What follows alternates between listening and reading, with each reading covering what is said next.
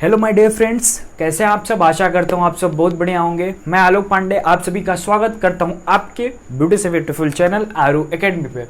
Dear friends, जो class 9th की series चल रही थी फोर्स एंड न्यूटन लॉ के बारे में, वो आज से कंटिन्यू होती है। तो आज से पर्टिकुलर 9th क्लास की वीडियो फिजिक्स की पढ़ती जाएगी।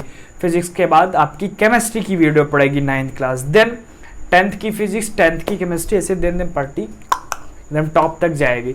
तो है डियर फ्रेंड्स, आज का जो हमारा गोल है, आज का जो हमारा निश है, आज का हमारा निश क्या है? आज का हमारा निश न्यूटन के लॉ के बारे में डिस्कस करना है कि न्यूटन के लॉ क्या क्या होते हैं, कैसे होते हैं। पर्टिकुलर इस वीडियो में फर्स्ट लॉ डिस्कस करेंगे, देन नेक्स्ट वीडियो में सेकेंड लॉ डिस्कस करेंगे। 3 लॉ होते हैं। तो ये वीडियो को स्टार्ट करते हैं। एक छोटा सा मैसेज है, चैनल पे फर्स्ट टाइम है तो प्लीज़ चैनल को सब्सक्राइब कर लीजिएगा, बेल आइकन को जरूर से जरूर प्रेस करिएगा, क्योंकि लेटेस्ट अपडेट का नोटिफिकेशन आना भी ज़रूरी है, आप तक पहुंचना भी ज़रूरी है कि चैनल पे क्या क्या हो रहा है। तो सब कुछ पता होना भी तो ज़रूरी है आपकी।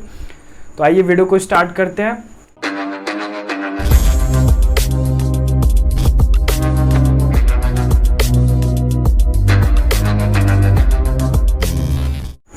डियर फ्रेंड्स, तो देखिए, अब आप पूछेंगे सर ये क्या पूरी थ्योरी आपने लिख डाली पहले से ही। तो देखो, थ्योरी लिखने का एक पर्पस है।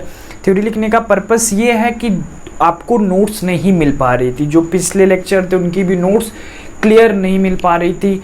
तो बच्चों ने मैसेज किया कि सर नोट्स भी देते जाइए। तो कुछ शेड्यूल ऐसे था कि नोट्स अवेलेबल नहीं की जा सकी।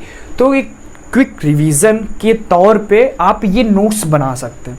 जब आपको नोट्स दी जाएंगी तब आप उस पर नोट्स ले लेंगे। तो अभी आप एक एज अ नोट्स ही है, इसीलिए हमने पूरा बोर्ड पे लिख के तब एक्सप्लेनेशन देना शुरू किया, क्योंकि नोट्स आपको मिल जाए और आपका कंसेप्ट क्लियर हो जाए। इन केस अगर आप रिवीजन करना चाहते हैं तो आप इसी नोट से रिवीजन करते चलेंगे फिलहाल। और नोट्स पे काम हो रही हैं, हमारी फैकल्टियाँ काम कर रही हैं, जैसे नोट्स कंप्लीट होता है प्रोवाइड कर दी जाएंगी आपको।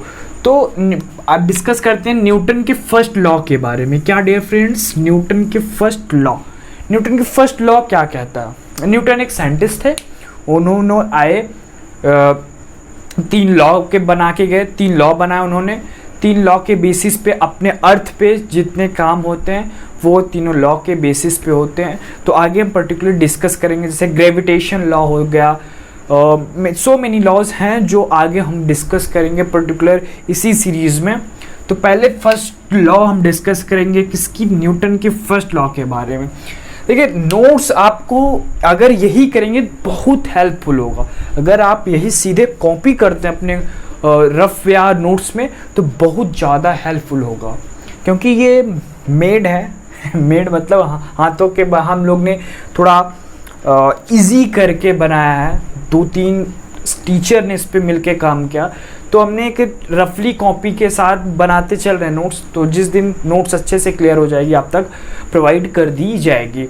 तो अगर आप इससे क्विक रिवीजन करना चाहते हैं या आप आगे बढ़ चुके हैं, पिछला चीज़ें भूलते जा रहे हैं, रिवीजन बहुत ज़रूरी है, तो आप इसे लिखिए, फिर नोट्स में फिर रिवीजन करते चाहिए। फिर नोट्स जैसे कंप्लीट होती है आपको मिल जाएगी। तो पिछले जो लेक्चर थे उसमें ऐसा नहीं हो पा रहा था कि मैंने शॉर्ट में लिखा और शॉर्ट में ही समझा दिया, आपके कंसेप्ट तो क्लियर हो गए, नोट्स नहीं मिली ना। तो ये क्विक आइडिया जिसे कहते हैं वो आया दिमाग में। ठीक, तो न्यूटन के फर्स्ट लॉ के बारे में हम डिस्कस करेंगे। न्यूटन के फर्स्ट लॉ क्या कहता है? A body at a rest will remain at a rest and a body in motion will continue in motion in the straight line with uniform speed unless it is compelled by external force to the change state, rest or uniform motion। Newton का first law कहता है कि कोई body rest पे है, उसका कोई बाहर से फोर्स है, एक्सटर्नल फोर्स है और लगे, और वो बॉडी अपना पोजीशन जो उसकी स्टेट है वो क्या कर दे? चेंज कर दे। और वो अगर मूव कर रही है तो किस हिसाब से मूव करनी चाहिए? यूनिफॉर्म मोशन के अकॉर्डिंगली मूव करनी चाहिए। न्यूटन की फर्स्ट लॉ क्या कहता है? न्यूटन की फर्स्ट लॉ कहता है कि कोई बॉडी है, वो स्टिल है, रुकी हुई है, एक्सटर्नल फोर्स आता है, उस पर लगता है, तो वो बॉडी एक यूनिफॉर्म मोशन की स्पीड से मतलब यूनिफॉर्म मोशन की तरह वो आगे बढ़े, वो अपना स्टेट पोजीशन सब कुछ चेंज कर दे। वही कह रहा है कि कोई बॉडी रेस्ट पे है तो एक्सटर्नल फोर्स लगे तो वो पोजीशन अपने चेंज कर दे। इसका एक कॉन्सेप्ट आ जाता है इनर्शिया का भी कॉन्सेप्ट आ जाता है। मेन कॉन्सेप्ट इनर्शिया ही है, जो है पूरा ओवरऑल इनर्शिया ही है। ऐसे inertia is the property of a body due to which it resisted a change in the state or uniform।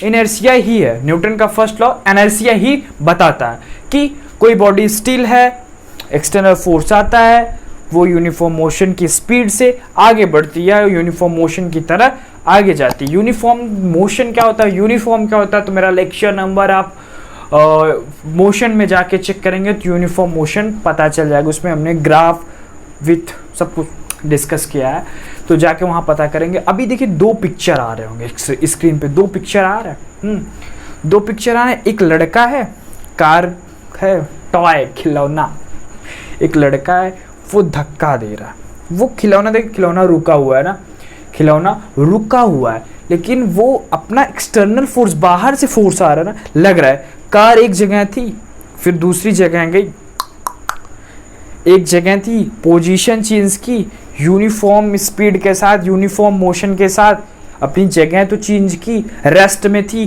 Motion में हुई ना।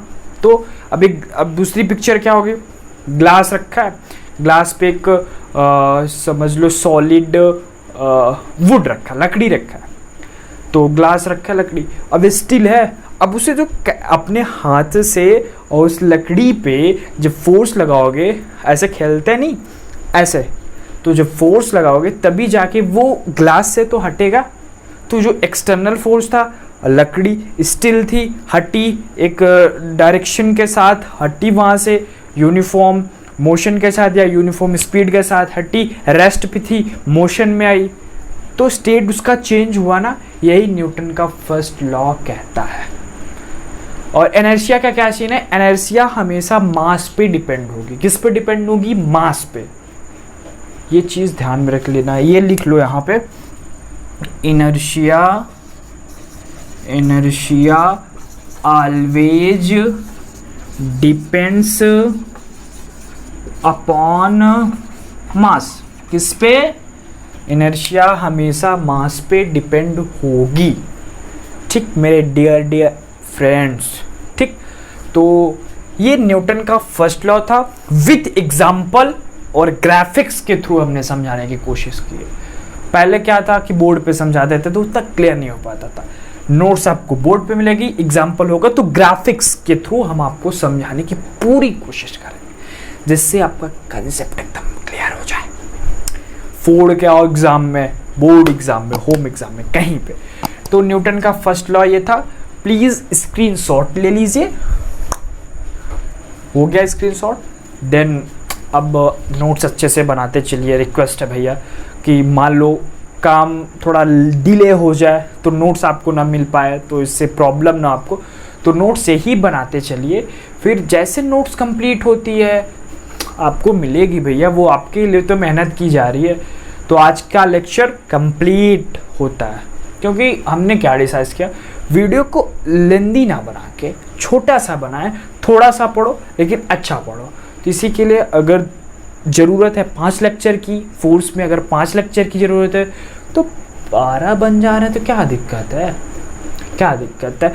क्लियर होने चाहिए कंसेप्ट, हमें कंसेप्ट से मतलब है, लेक्चर से थोड़ी मतलब है। हाँ बस लेक्चर से नहीं मतलब है, कंसेप्ट से मतलब है सर। तो ठीक है, कंसेप्ट क्लियर करो, अच्छे से पढ़ो। इस पर्टिकुलर वीडियो में न्यूटन के बारे में डिस्कस किया गया, तो न्यूटन के फर्स्ट लॉ क्लियर हो गए होंगे। तो ठीक, घर पे रहिए, सेफ रहिए, दिल लगा के पढ़िए और खूब अच्छे मार्क्स स्कोर करिए और मम्मी पापा का नाम रोशन करिए, ठीक। हाँ रोशन करना है सर। तो बस आज के लिए इतना, फिर मिलेंगे नए लेक्चर में, सेकंड लॉ के बारे में डिस्कस करेंगे। तो सेकंड लॉ के पहले कुछ चीज़ है वो डिस्कस करके देन सेकंड लॉ डिस्कस करेंगे, ठीक। तो कल मिले, ठीक है। तो घर पे रहिए, सेफ रहिए। जय हिंद, जय भारत।